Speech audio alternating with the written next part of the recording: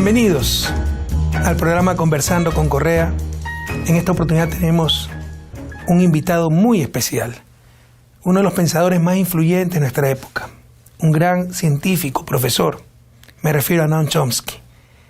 Sus contribuciones a la lingüística cambiaron la forma de estudiar esa área científica, pero sobre todo es conocido a nivel mundial por su activismo político, por su búsqueda de la justicia, por denunciar una política internacional de Estados Unidos extremadamente injusta, por denunciar los conflictos, la guerra, la violencia, el imperialismo en todo el planeta.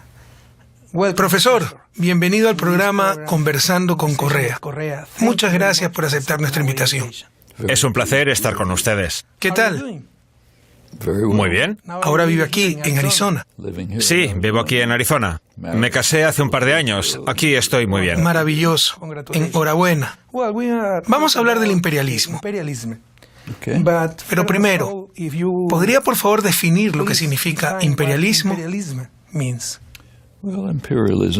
La palabra imperialismo abarca un amplio rango de significados, pero básicamente significa la capacidad de controlar, dominar de una forma u otra lo que hacen los demás.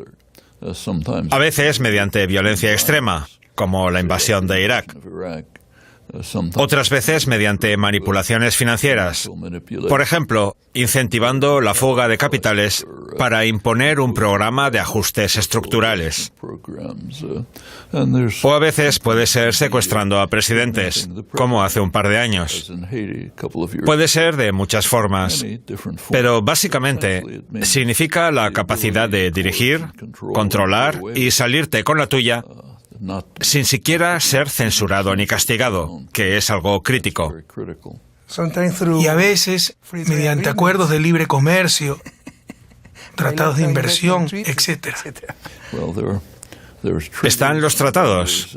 Y también, mi amigo, el economista Edward Herman, hizo una distinción entre las víctimas dignas e indignas. Las víctimas indignas tienen que cumplir las obligaciones de los acuerdos, mientras que las dignas pueden hacer lo que quieran.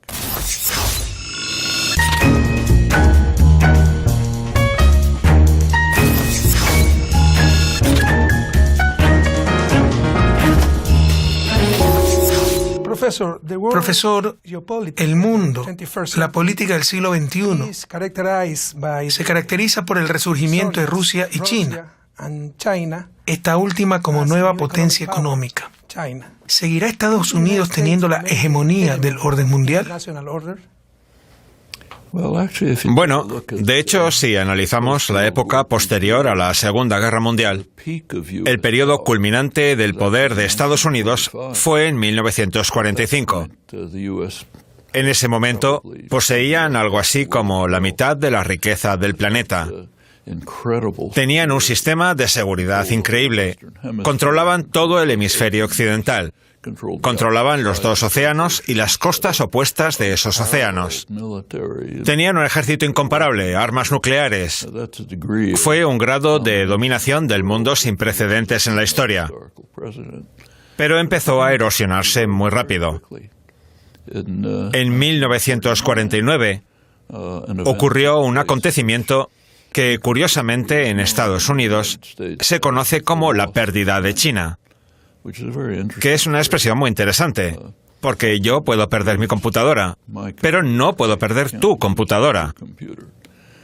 Sin embargo, la presuposición era: el mundo nos pertenece, y si alguien se independiza, es que lo hemos perdido. Y la pérdida de China tuvo un impacto enorme en los asuntos internos de Estados Unidos, llevando a la enorme represión conocida como macartismo y afectando muchísimo a la política exterior. Por ejemplo, cuando Kennedy estaba sopesando si incrementar el ataque por Vietnam del Sur o por toda Indochina, una de sus preocupaciones era que lo acusaran de perder Indochina, es decir, que no la controlaran. En general, si analizamos todo el periodo desde 1945 hasta el presente, el poder de Estados Unidos ha estado en constante declive. Pero hay otro factor que los economistas o científicos políticos muchas veces no toman en consideración. Y es que en el sistema internacional, el poder de Estados Unidos como entidad nacional ha disminuido. Pero, mientras tanto, el mundo ha cambiado con la globalización neoliberal. Y si miramos a quién pertenece el mundo, las corporaciones estadounidenses, las multinacionales con sede en Estados Unidos, controlan el 50% de la economía mundial. Son las primeras prácticamente en todas las esferas: manufacturas, finanzas, comercio, en todo.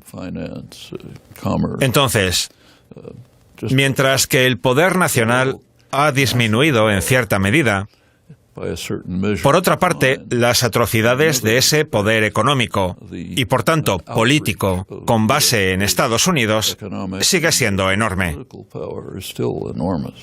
Y, por supuesto, en términos militares, nadie ni siquiera se acerca a Estados Unidos. Se gastan en el ejército casi lo mismo que el resto del mundo en conjunto. Tecnológicamente es el ejército más avanzado. Tienen unas 800 o 900 bases militares por todo el mundo. Bueno, en Manta no, pero nunca olvidaré su comentario al respecto. Fue maravilloso. Porque Ecuador no tiene una base militar en Miami. Pero bueno, ningún país tiene nada ni remotamente parecido a lo que tiene Estados Unidos. Entonces, creo que China, indudablemente, es una economía en crecimiento dinámico y va a desempeñar un papel cada vez mayor en los asuntos internacionales. Sí, pero sigue siendo un país bastante pobre. Si consultamos el índice de desarrollo humano elaborado por la ONU, China está en el puesto 90, creo.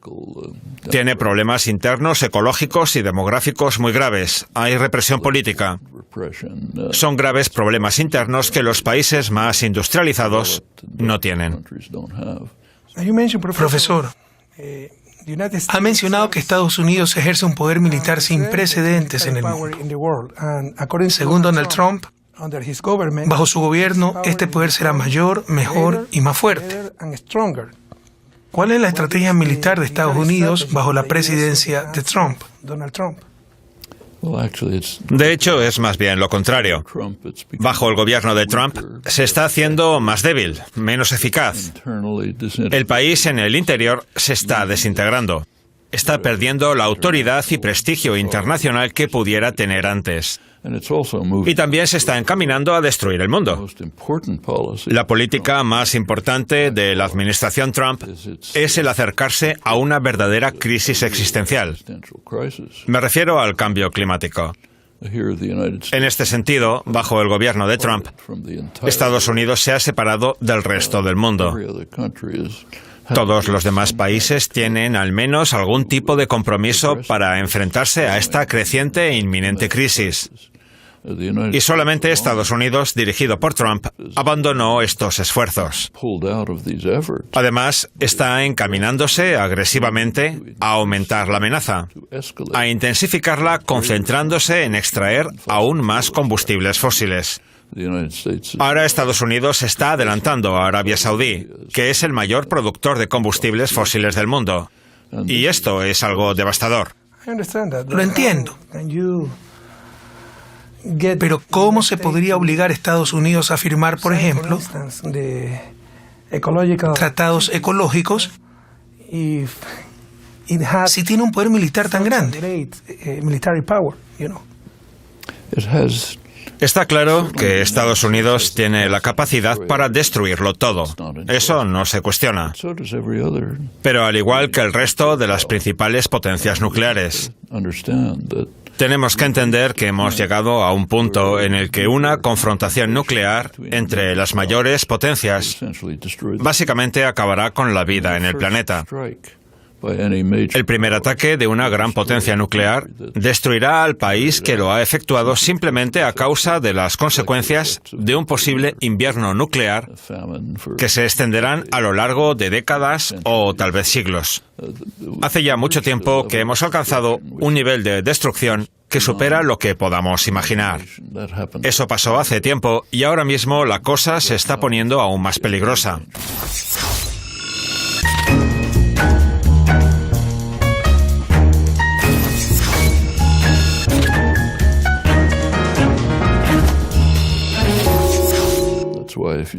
Por eso, si echamos un vistazo al reloj del apocalipsis del Bulletin of Atomic Scientists, creado en 1947, cada año los principales científicos nucleares tratan de evaluar las amenazas existentes y marcan el grado de amenaza colocando la manecilla a unos minutos antes de la medianoche, que marca el día de la destrucción total, el fin de todas las especies. El reloj fue creado en 1947, con la manecilla a 7 minutos de la medianoche.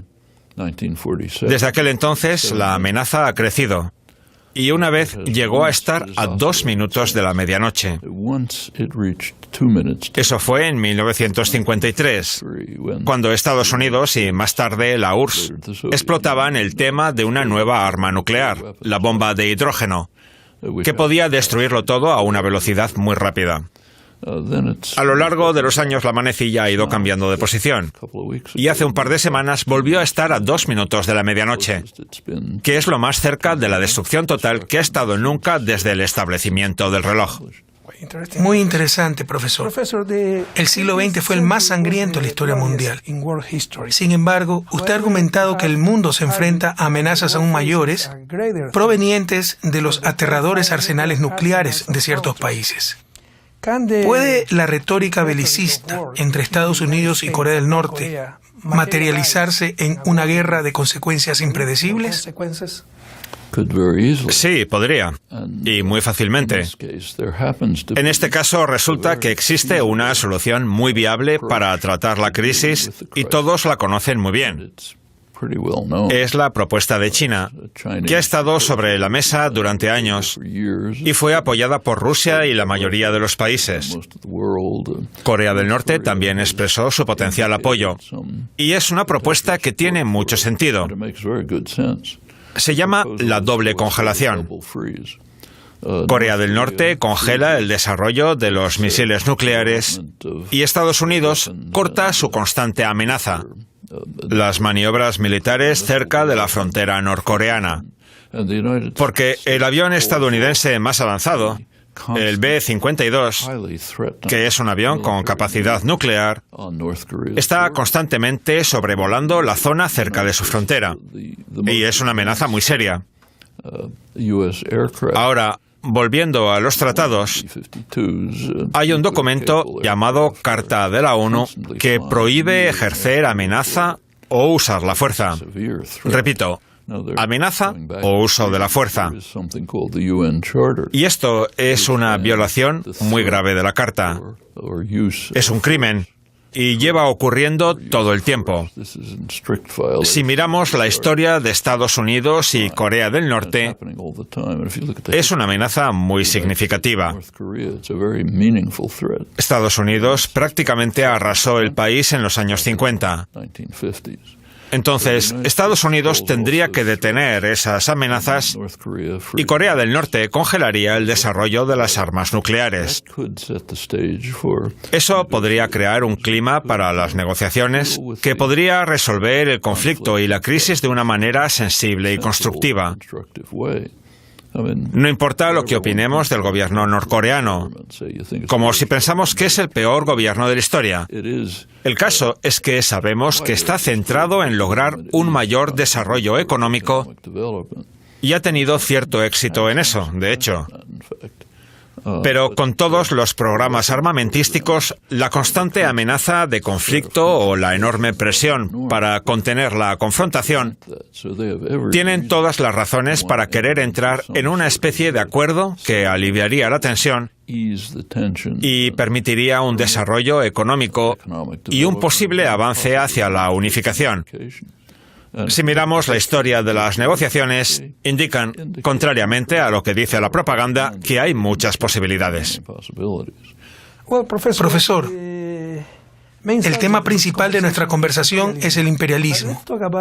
Pero hablemos de algunos problemas internos de Estados Unidos que son comunes al resto de la humanidad. Por ejemplo, la violencia, que es uno de los mayores problemas de la sociedad estadounidense. ¿Cómo se puede solucionar este problema? ¿Por qué no se hace lo evidente? Establecer un control sobre las armas.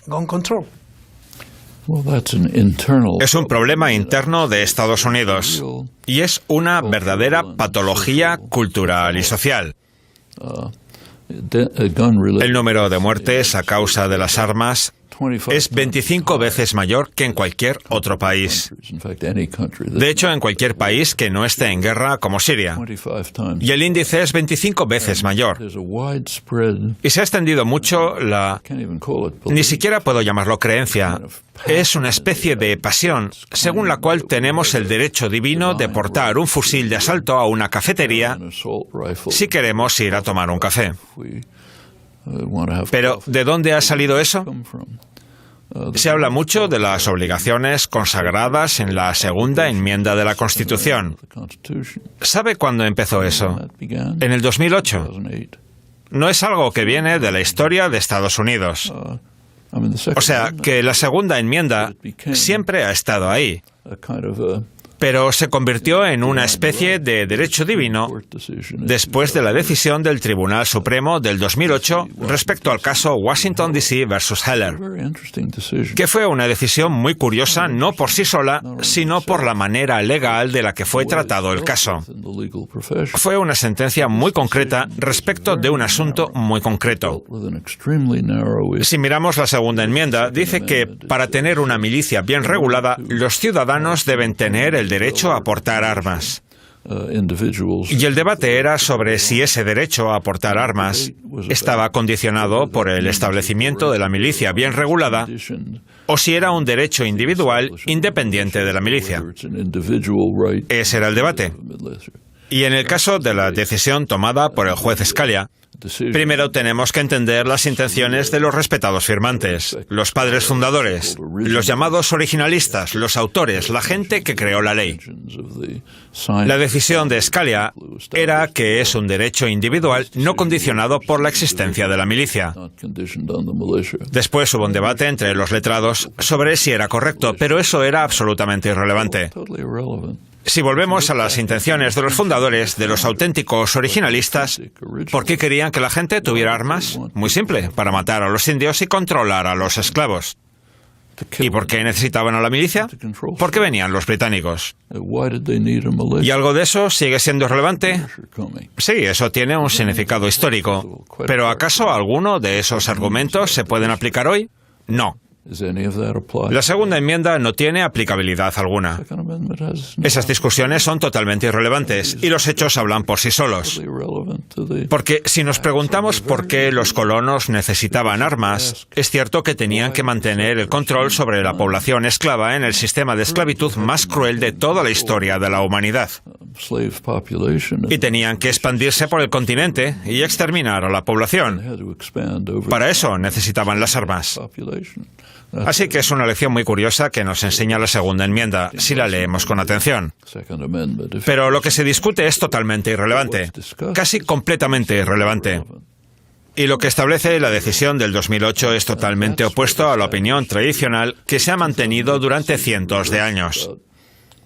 La idea de que no era un derecho individual, sino que estaba condicionado por la existencia de la milicia. Bueno, profesor, hablemos ahora de la relación entre Estados Unidos y América Latina. Como sabe, yo mismo soy de América Latina. Con el ascenso de gobiernos derechistas en América Latina, ¿hacia dónde cree que se dirigen las relaciones entre Estados Unidos y Latinoamérica? Por una parte, los logros de la llamada Marea Rosa aún no han sido superados. Por ejemplo, no hay bases militares estadounidenses, no hay soldados.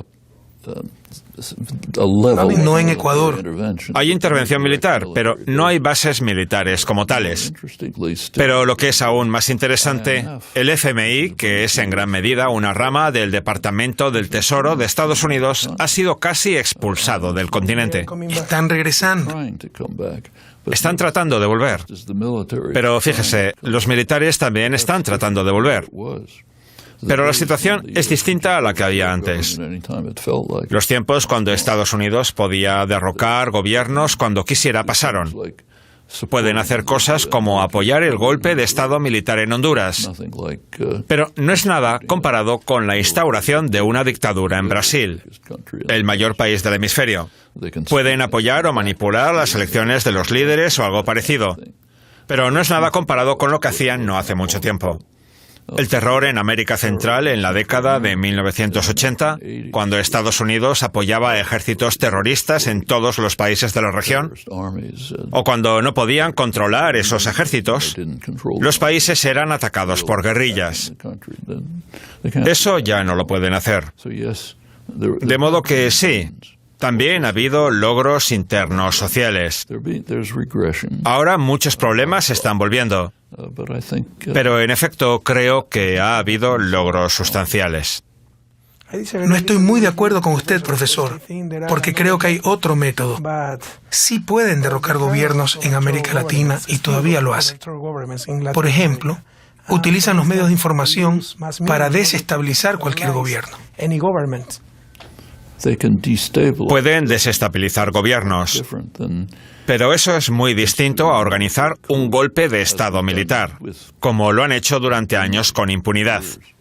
Sin remontarnos mucho en la historia, desde el periodo posterior a la Segunda Guerra Mundial, cosas como el golpe de Estado en Guatemala, la plaga de represión que se extendió por toda América Latina a principios de los 60 y por América Central en los 80, eso ahora está fuera del alcance del poder de Estados Unidos.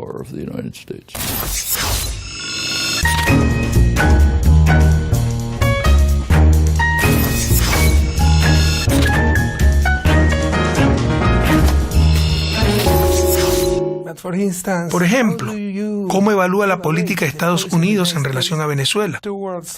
Hay muchas partes internacionales interesadas en Venezuela. Por ejemplo, Rusia y China. Tienen intereses importantes allí. Y Colombia, uno de los mayores aliados militares de Estados Unidos, es vecina de Venezuela. ¿Puede imaginar un escenario parecido al de Siria en Venezuela? No creo. Venezuela tiene problemas muy graves, pero no creo que Estados Unidos esté en posición de organizar un golpe de Estado o de atacar a ese país. Invasión. Es muy poco probable. Estados Unidos ya no tiene ese poder o ese apoyo que tenía antes. Ni siquiera tendría el apoyo de la OEA como solía tenerlo siempre. Cambiemos de tema, profesor.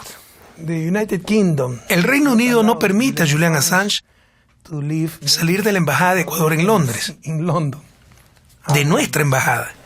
¿Cree usted que la razón de ello es la presión que Estados Unidos ejerce para que lo extraditen? Estados Unidos no ha dicho expresamente que vaya a solicitar su extradición. Pero creo que a nadie le cabe ninguna duda de que si abandona la embajada, va a acabar en Guantánamo. Estoy muy seguro de ello. Y ahora hablemos de mi región, América Latina. Como usted sabe, es la región más desigual del planeta. Allí usted puede encontrar personas extremadamente ricas, pero también personas extremadamente pobres. Y claro que es un problema de distribución, no de falta de recursos. Tenemos muchos recursos. El problema es la distribución. Técnicamente hablando, la solución a este problema se conoce. Por ejemplo, utilizar sistemas fiscales más progresivos. Financiar. Incluso simplemente recaudar los impuestos. Exacto, recaudarlos. Y con ese ingreso financiar gasto público que dé oportunidades iguales para todos. Por ejemplo, educación pública, servicios de salud, etc. Además, controlar el poder de mercado, respetar los derechos de los trabajadores, distribuir mejor los recursos naturales nacionales.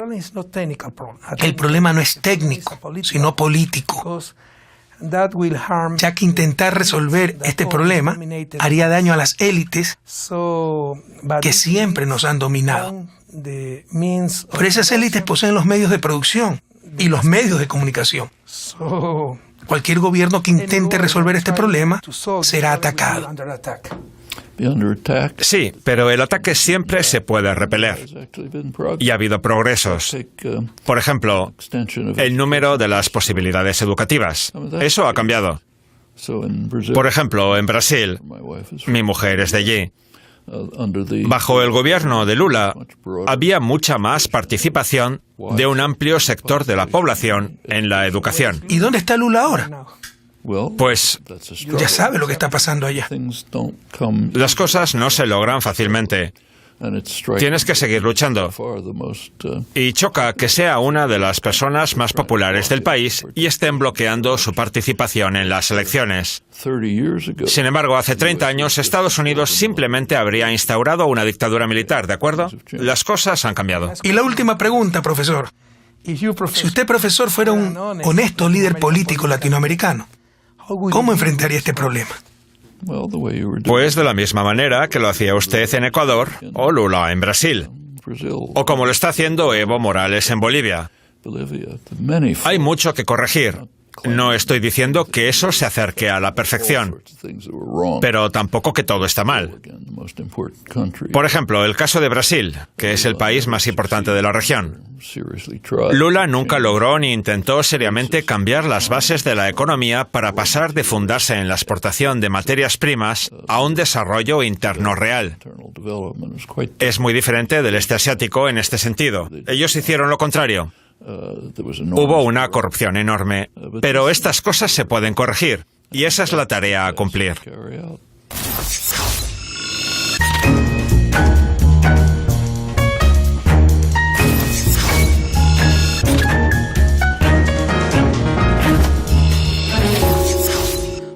Muchas gracias, profesor.